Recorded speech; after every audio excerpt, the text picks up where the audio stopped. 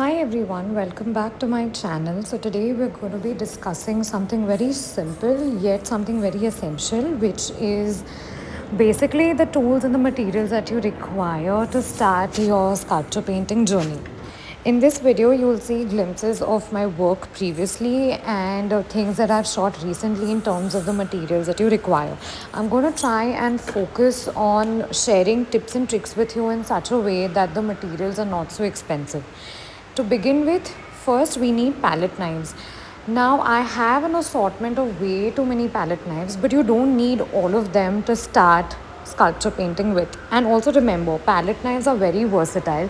They can be used for many other art and craft forms over and above sculpture painting, so it's a good investment. Next is acrylic sheet. Now you don't need to formally go and buy an acrylic sheet. If you have even a piece of, say, laminated wood or an old acrylic sheet at home, you can use that as well. Now you will need this acrylic sheet to mix your paste on, to smoothen it out, to make the initial petals, because it will require a lot of work and rework. So acrylic sheets are very essential. Then comes the sculpture paste.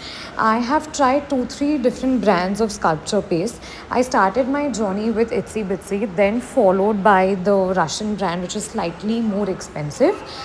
I have done another video on my YouTube channel explaining the pros and cons of using Itsy Bitsy or the Russian paste and the difference between other pastes. You can go check it out.